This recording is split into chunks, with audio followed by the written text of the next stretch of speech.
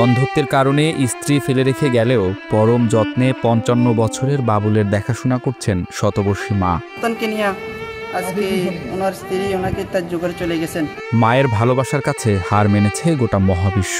আমার মা যদি মরে যায় আমার কি হবে, আল্লাহ ছাড়া উপায় নেই। কাজ করার ইচ্ছা থাকলেও একজন শতবর্ষী মা এমন কি কাজই বা করতে পারবেন যা থেকে জোগাড় হবে সন্তান আর নিজের খাওয়া খরচ। এখন ওনাকে নিয়ে ওনার চেয়ে বেশি কষ্ট আছে ওনার মা। ওনার মাও অনেক বয়স্ক মানুষ। কোনো এক সময় যদি আল্লাহ না করুক বৃদ্ধ মহিলাটা মারা যায়, তাহলে তো উনি আরো বেশি সমস্যায় পড়ে যাবে বাউল ভাই। নোয়াখালীর হাতিয়া উপজেলার চর ঈশ্বর ইউনিয়নের ৯ নম্বর ওয়ার্ডের লক্ষ্মীদিয়া গ্রামের বাসিন্দা বাবুল ও তার মা। বাউল ভাই আমাদের সমাজের ৮-১০ জন মানুষের মতো এক সময় ভালো ছিল।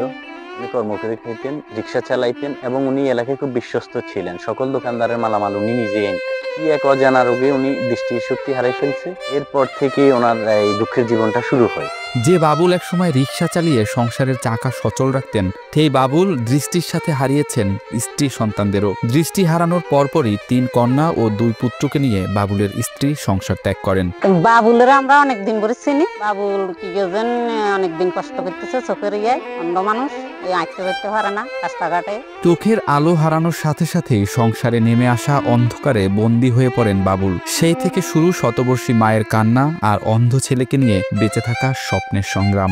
তো অত্যন্ত দুঃখের বিষয় হলো অসুস্থতা আল্লাহ তাআলার পক্ষ থেকে হয়, কিন্তু উনি অসুস্থ হয়ে গেছেন, ওই জন্য উনি অপরাধী হয়ে গেলেন। আল্লাহ তাআলাই করছেন ওনাকে অসুস্থ। আজকে ওনার স্ত্রী সন্তানদেরকে নিয়ে ওনার থেকে চলে যায়। আজকে উনি অসহায় হইয়া আজকে উনি কী অবস্থায় আছেন, আর তার জিম্মাদারি আজকে তার মাই নেই।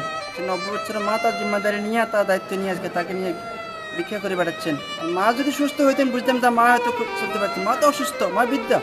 যে ছেলের কাঁধে ভর দিয়ে নিশ্চিন্তে জীবন কাটানোর কথা ছিল শতবর্ষী মায়ের, সে ছেলের মুখে দুবেলা দুমুঠো অন্ন তুলে দেওয়ার জন্য আজ ১০০ বছরের এই বৃদ্ধা মাকে হাত পাততে হয় মানুষের কাছে। প্রতিদিন বুক ফাটা দীর্ঘশ্বাস ছেড়ে তিনি কেবল একটি কথাই বলেন, আমার মৃত্যুর পর আমার অন্ধ ছেলের কি হবে। আমি তো এটা চাই খেলা ১০-এ যদি আমার খোলা যদি চেষ্টা দিয়ে করে, এটা অন্য চাই খেলা কথা কইতো আর ভালো লাগে। বাবুল স্বপ্ন দেখে চোখের আলো ফিরে পেলে আবারও রিক্সা চালিয়ে উপার্জন শুরু করবেন, মায়ের মুখে তুলে দেবেন ভাত। তার শতবর্ষী মাকে আর মানুষের দ্বারে দ্বারে ঘুরে ভিক্ষা করতে হবে না।